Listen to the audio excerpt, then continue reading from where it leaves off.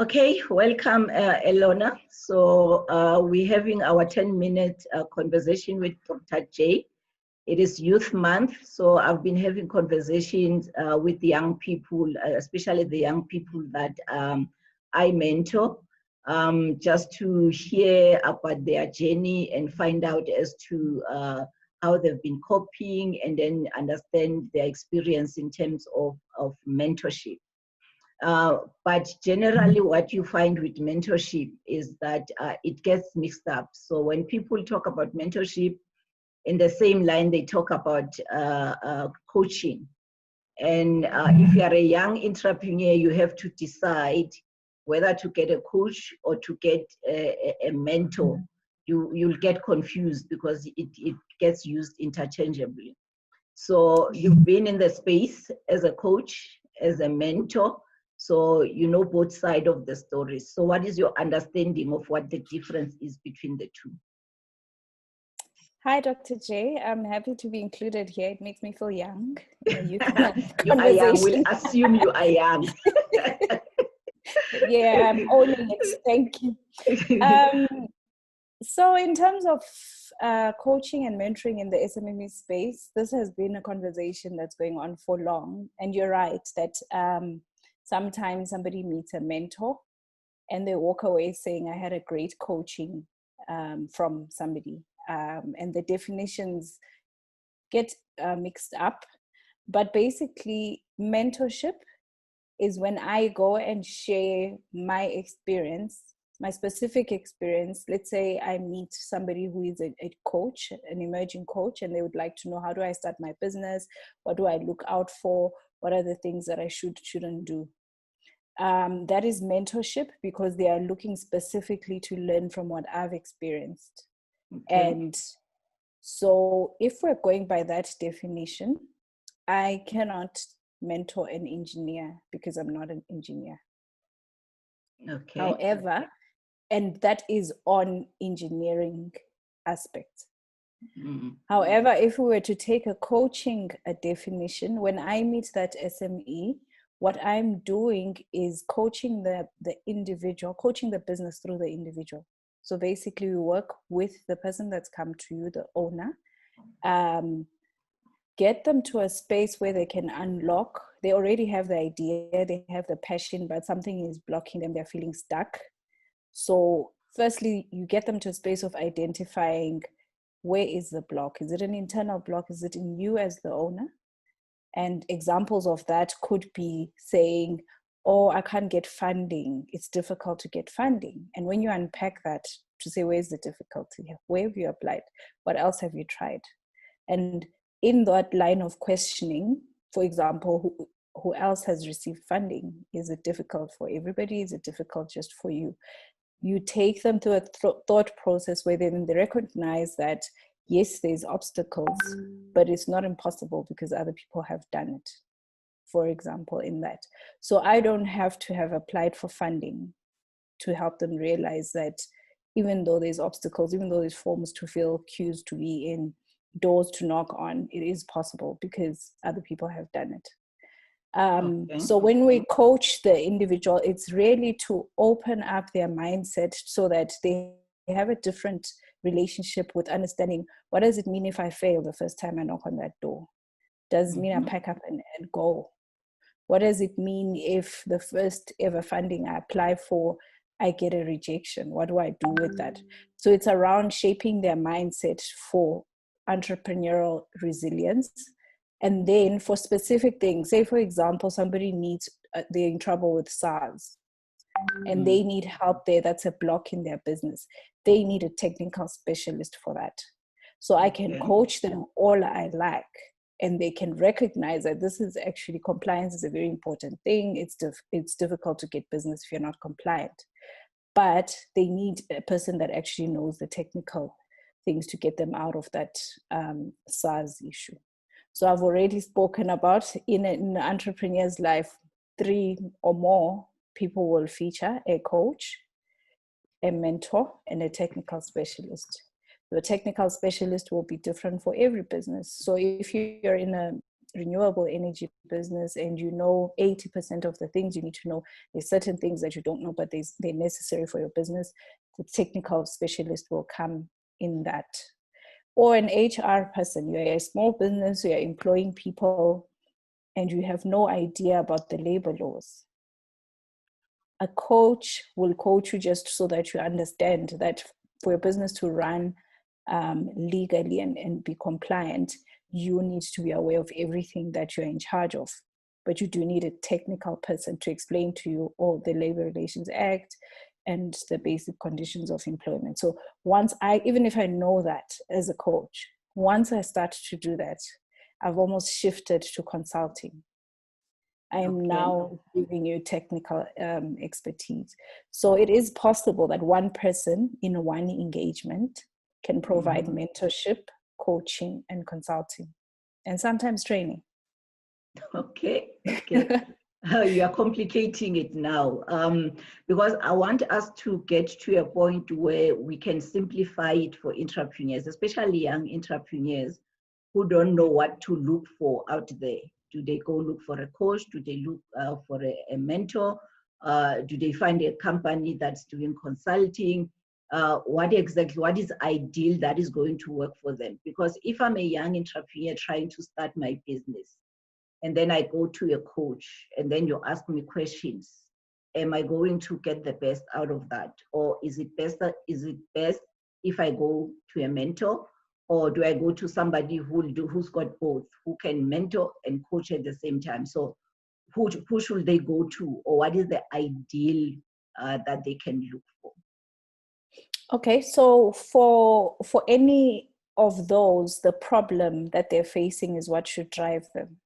So if my problem is I'm facing difficulty with the core technical things, so maybe I'm a designer, I only know how to make things at a small scale, and now I'm getting orders that I'm not coping with. Then perhaps a mentor who has moved from a small dressmaking business to a bigger one would be able to give you step-by-step access, right? To say, this is what you do when you want to grow. So that's when you really want to know, what do I do that's specific to the output? Okay. In our field, a coach, a junior coach will come and say, okay, how do I do my pricing? How do I do my marketing? I'm still mentoring, because that is specific to how do you do it in your business? Okay. If you really want to know, how does somebody else do it in their business? And if you can do the same, will it work? Okay. Now, with business coaching in the SME space, oftentimes they need both. And if you look at money and budget, it would be best if they can get a coach who has some business experience, who can do the mentoring and the coaching. Because with business coaching, it's not necessary that you are just asking questions. You need to ask questions that facilitate change, facilitate new knowledge, and facilitate action. If you're purely a mentor who perhaps is not equipped to understand the thinking style of the entrepreneur and be able to almost unlock the individual to understand that I'm here to grow, and this is up to me. Usually they are one-man shows, but they're at a stage where there's potential to grow. So the mentorship side of this person that has both mentorship and coaching will assist them with the small things like go register your company, make sure everything is in order, make sure that you have a business bank account, all those things. And when it comes to coaching, is to ensure that that passion that you had when you started the idea, it doesn't flame down. The risk with just working with a mentor is you're limiting yourself with how far I've gone. And perhaps your dream is bigger, your model is different, because it has come to you because you saw a gap. The gap in the market that you've seen is not necessarily what I'm doing. And I've not been exposed to what you're doing. So if the only method that I have as a mentor is to share what I have done, the entrepreneurs need to be cognizant that while that is very useful information, it helps you with risks, with things that you should avoid, doesn't mean throw away your original dream. You are collecting information that will add to what you already have, and you still implement that idea that you had. So it's not useless to approach a mentor who hasn't gone as far as you have or gone as specific as you want to go, because there's very valid information. You don't have to make all the mistakes yourself. You can learn from mentors. So it's just about knowing what is the problem that's driving me and what am I going to do with the information after they've given me. Does it mean when I meet my coach, I throw away everything I ever thought of and take everything they say? Does it mean if I get trained on a specific model, everything else I've learned, I throw away? So it's about the entrepreneur always knowing at the top of mind, where am I going with the business? What is the end goal? And each time you meet somebody for advice, for guidance, and you are clear, what is it that I want from this person and how is the business going to benefit from it? And so that's carrying the responsibility as the SME and not the mentor. Okay. I like the fact that you say if you've got a mentor, you kind of limited to grow as much as that mentor has grown, because you are depending on that person's experience for you to navigate or to grow your business. So it's very useful then to look at, if this mentor has gone till this level, then if I'm taking this mentor as my mentor, what else can I do to make sure that I can go beyond the level of the mentor that I have? Especially if you've got a mentor that does not have coaching skills, because coaching also is not automatic that when you are a mentor, you are a coach. So you need to have gone through the training to be a coach, to be able to unleash people's potential and see the change in their businesses or in their lives. So I like that. I wanted to stress that, because most of the time we assume that mentors are all that we need, and we benchmark our businesses according to the mentor's success, and we don't see anything beyond that mentor success. So you have to dream bigger than your mentor. And yes, definitely. it will help. And if you've got a mentor that is not selfish, that mentor won't have a problem with you dreaming and pursuing things that are bigger than what she or he has achieved. So yes, how definitely. can then an entrepreneur or a young person choose a mentor? So you want a mentor. What are the key few things, except the fact that the problem that you're trying to address drives you? Now you're looking at the person, you see Elona, you think Elona can be my mentor. What are the things that you need to assess to make the final decision to say Elona can be a best mentor for me? Okay, so when you say somebody is going to select a mentor and they're going to look them up, I am hoping, in addition to that, that person owns their journey. Oftentimes, people will ask you to, I've been asked, can you mentor me? And I'm saying, sure, send me an email. But that person doesn't even have the initiative to set up the meeting. They are expecting the mentor to drive everything. A successful mentorship relationship is when the mentee drives it, because it will go as far as your passion leads. You also need to remember that you're approaching somebody who already is busy, probably has an established business to run, and may not gain anything from mentoring you. So if you are clear that actually in this case, I have more to gain than the mentor has, I'm taking off their time and so on. And that is one thing to make your mentorship relationship work. And in terms of looking them up, I would look at somebody that is doing in the industry in which I want to go to. Go have conversations with them, look at their profile, look at their legacy, look what they've done, what they've been through, and see what is it, and be clear, what is it that I want to learn from them? So don't just go there and say, can you mentor me? And when they say, what do you want to be mentored on? So I don't know, I just want to do what you're doing. For me, that's usually that you're not yet clear on what you need to grow into, what your problem is. So look at, let's say you want to change career and you're looking, let's say you want to change from an employed person to self-employed, and you are specific, you want to open an ECD. Look at somebody that's done that. They may not necessarily need to have been employed before they did it, but that's somebody that has a track record in that. They can be able to tell you, this is how I started, this is where I registered, this is very important, watch out for this and that. You also want to look out for what is the reputation of their business. Because I think naturally you are looking to be mentored by somebody that's doing the right things. So look out for how do they engage in public. So sometimes you don't have time to or access, because now we have technology. Yeah. What can you learn from your potential mentor from what's available publicly without meeting them? Okay. Can your mentor be in a different country? Can you self-mentor by just following the steps of other entrepreneurs on a global scale? What can you learn from them? Okay. And do you need to meet them? Do you need to go sit in their business all the time? That's interesting. I once had a mentor who was in the UK, and at that time also things were not as advanced as now in terms of technology. So we used to do it over the telephone. So we used to do our sessions over the telephone, because she was also working in a bank. And in a bank also, they were not allowed to do videos, because normally we will do the calls because of time difference. We'll do the calls when she was at work, so that at least it works with my time going to work and all that, because I was still in informal employment then.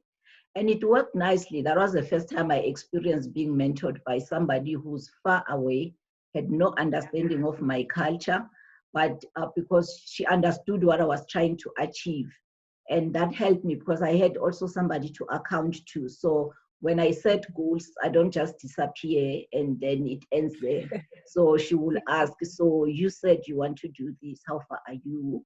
How is it going? But now I will initiate and go to her and say, this is what I've done since our last meeting. This is where I am. This is what I'm struggling with and all that. And that is something that I find lacking sometimes with mentees, the initiative to drive the process and knowing what they want to get out of that mentorship. So some is like, I just come to you and say, be my mentor. And then the minute you say yes, then it's your problem. Then you must see how you mentor me. So I think just to add to what you have said, don't be restricted by where the person is, and also drive the process. Don't wait for the mentor to drive the process. Tell them what you're looking for, what you want, because they don't know. You are the one who knows what you want. And if you feel, also you don't have to stay in a mentorship forever. If I meet you, I think you are ideal. 2 months down the line, I feel my selection was not good. Just go look for another one until you find the what they call it in coaching. They do what they call chemistry session. Matching, yes. Yes, and sometimes you find the chemistry is just not there. It's just not working. Yeah. So, and also in coaching, I just wanna just for a few minutes, coaching. So if an entrepreneur decides that they're going to look for a coach, people talk about business coaching, they talk about executive coaching. And then the other day when we were talking, you mentioned that there is also entrepreneurial coaching. Do you want to say something about the 3 different types and as to which one, how they differ and which one is best for young startups? Okay, so I think since we've established that sometimes the titles get muddled up, in academic literature, there's quite a lot of literature where you look for business coaching, and only when you've read is actually talking about executive coaching. So executive coaching is coaching executives that are employed in corporates. So the reason it's called a business coach because they're coaching them in a business context. But the purpose there is to enhance their performance as employees in an established business. They are not owners. They may be strategy drivers, but they are not owners of the business, and they are not at the same level of expertise as your startups most times. So if, let's say, we were rigid with our example, with our models and how we approach it, then I cannot use the same approach with an exec in a blue chip multinational and use it with a startup who's just at ideation stage and literally started 2 months ago. So with business coaching as well, it's often referred to as coaching senior people like your MDs who own businesses that are established. So what the differentiation has been is the entrepreneurial coaching looks at those that are probably in business incubators, early startups, or maybe they are less than 10 years old, they want to grow. There is a difference that we even see in the output of the 3 different environments that we've spoken about. So the difference lies in not where is the coaching being done, but what is the purpose? What is the reason that that business person is being coached? So the executive is being coached to grow, to make more meaning in the boardroom, to have their voice heard, to establish their leadership skills and so on. Your entrepreneur is not looking for that at this stage. They're looking for business skills and growing their startup. So it's very important to establish when you're looking and saying, I'm looking for a business coach. Yes, it doesn't limit you that somebody that's coaching corporate cannot coach you as a startup, but it's not executive coaching. Okay. Thank you. I think that's it for today, and I hope the young entrepreneurs out there will find this useful. And as they decide to get a mentor or a coach, then they can at least make informative decision. Thank you very much for making the time to have the conversation with me. That was Ms. Elona Tlajwayo. She's a PhD candidate at the West Business School. She's studying her focus is on coaching and looking at coaching specifically on the SMME and incubation space. So she's got the credentials to talk about coaching and entrepreneurs and all that. So I hope you find that useful, and enjoy the Youth Month. And thank you very much for listening and watching. Thank you. Thank you. Okay.